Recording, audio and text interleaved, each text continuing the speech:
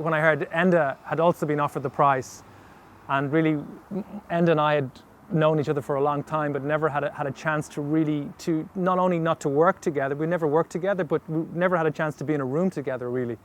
I'd come to see his shows, he'd come to see my shows, and we'd always be very supportive of one another's work.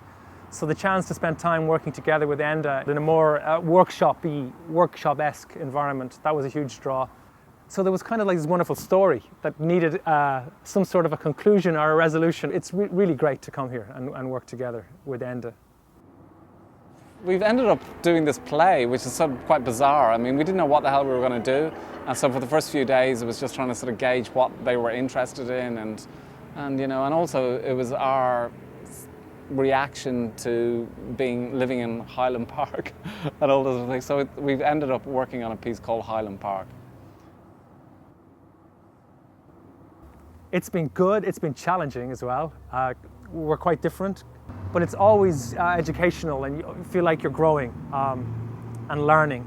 So I've learned a lot about how he works as a writer. I've never worked with a writer before, and I guess he's learned about how I work as a director or choreographer. And that can only be good for your development as an artist. The universities are safer places, cloisters, and that's very good because these are young people and they need to be taken care of. But eventually they're going to have to go out there and take on these external energies. And I think it's a very positive thing for them to meet people like me, like Enda, like all the other artists that the SMU faculty are brought here from outside, to talk to them about what it is to be real outside in the world. And you know, you're constantly sniffing out sort of stories and atmospheres. Stories are whatever.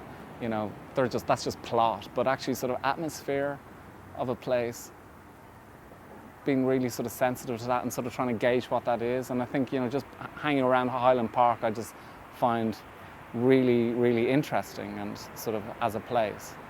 You know, I think that will sort of stay with me a long time. One big difference between acting and dancing that I have learnt here is that they're changing the space. If you can imagine an energetic state, there's an energetic state existing between you and me now, and I can manipulate that by how loud I talk or by how I move my arms or how I lean forward and so forth. But actors, they're doing these tiny psychological shifts by how they weight words. They're tiny changes they make. And that's been really illuminating for me.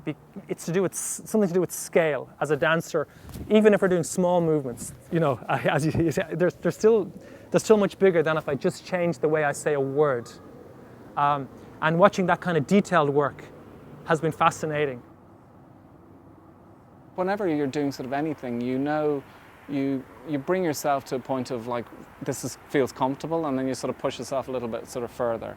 That's sort of applicable to these kids, you know, like in their work, you know, yeah, I can do that, but of just feeling like you can do a little bit different, and you can sort of think a little bit sort of like, you know, sideways on something. When you see a 19-year-old opening up to an idea, it's really a beautiful thing. It's really a great thing to be around, that, you know, unfettered potential, and you can imagine what they could be capable of, but you're really in a room that's full of potential, and that's a very nice place to be.